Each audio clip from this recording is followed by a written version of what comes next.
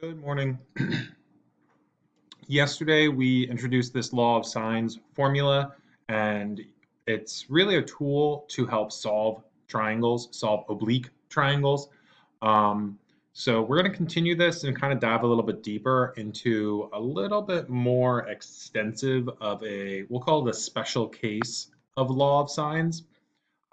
So let's just first talk a little bit about the case we saw yesterday.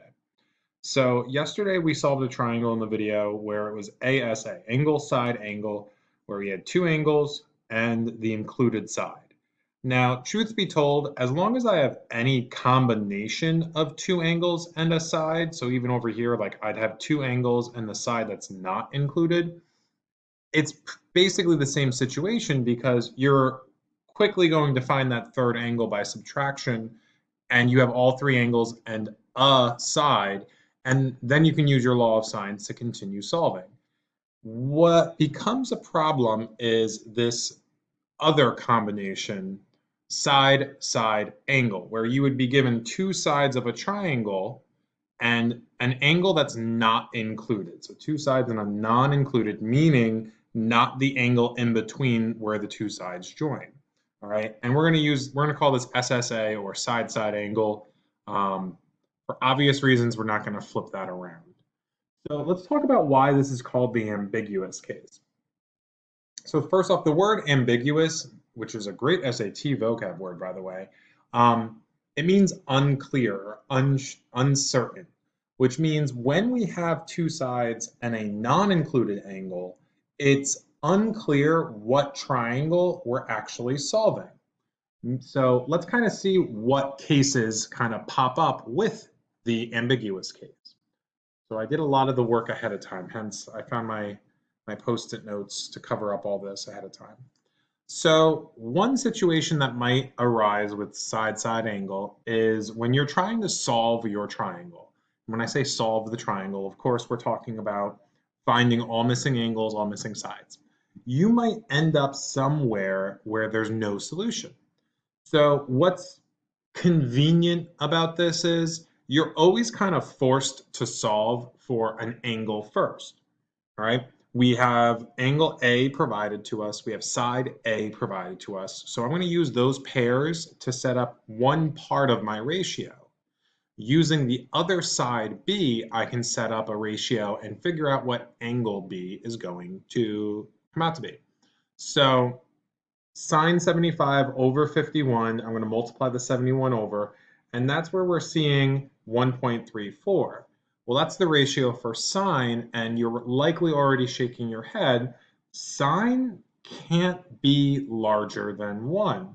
So if you do a sine inverse of that 1.31, you're going to end up with a domain error. And that's the nice thing, is this case here, your calculator, even if you don't remember the special case and the situation that comes up, your calculator is going to tell you domain error. All right, so even if you don't recognize it ahead of time, your calculator is going to catch that for you. But regardless, that means that this triangle doesn't exist.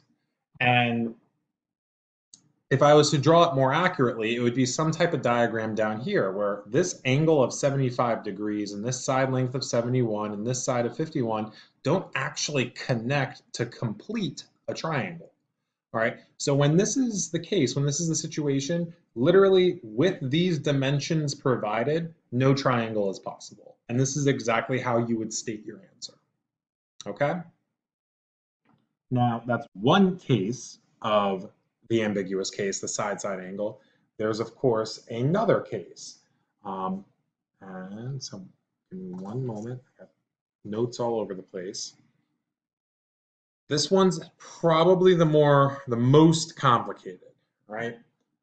This is really the bones of the ambiguous case, is when you have a set of dimensions given to you. So again, notice I have a side, and a non-included angle provided, and we start solving. What's going to end up happening is these dimensions are not unique to a triangle, meaning there's actually two different triangles that can have these three dimensions and yet have different measurements for the remaining pieces. All right, and let's kind of see how you would go about finding that out. So again, every time you have the ambiguous case, you're going to kind of force to solve for this angle here. Now, it's not always obviously going to be called B, but it's going to be the angle opposite one of the sides given to us. So that comes out to be 47.6 degrees. Great. We have a little bit of a start on this triangle, which means the second you find one angle of a triangle, you're going to be able to kind of move forward with other pieces of information. For example, you are going to be able to subtract from 180 and you get your third angle, 92.4. And then using a second round of law of sines, you can find your last side length, 83.9. But here's the thing. I said there's two triangles here. So I'm going to go through and I'm going to call this angle B1. Okay? Because this was only angle B in the first triangle. Okay? Now, if you're able to go through and you're able to complete the first triangle, I would say as a rule of thumb, assume there are two triangles. All right. And what do you do next when you make that assumption? Well, if we have one triangle possible, we're just going to consider triangle 2. And the connection between these two triangles, besides sharing some of these dimensions, is that angle B in the first triangle and the corresponding angle B in the other triangle are supplementary, meaning angle B1 was 47.6. I'm going to add that to angle B2, and I know I have to get 180 degrees, okay? So what that means is in this possible second triangle, angle B2 would be 132, which is obviously obtuse. So the second triangle is going to have the same dimensions, but it's going to look like a very different shaped triangle. Notice a couple things though. We're going to keep corresponding positions here. So A is the lower left, B is the lower right, C is the top. Okay? And like I said, the corresponding angles are going to be supplementary. And well, let me repeat that and restate that. The angle you solve for first, angle B in this case, is going to be supplementary to its corresponding angle B in the other one. All right, again, don't fixate on angle B because I can call this any letter I want, but it's the first angle you solve would be corresponding down here to a supplementary angle in the other triangle.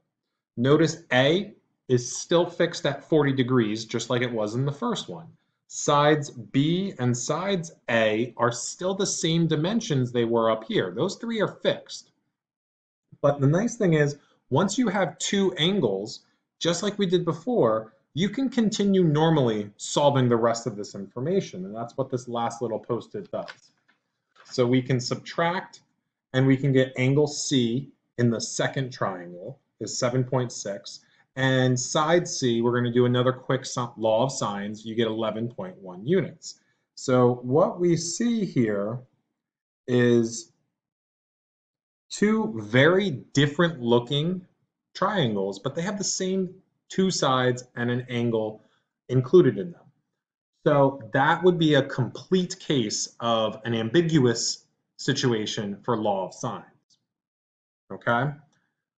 Now, if only we were done.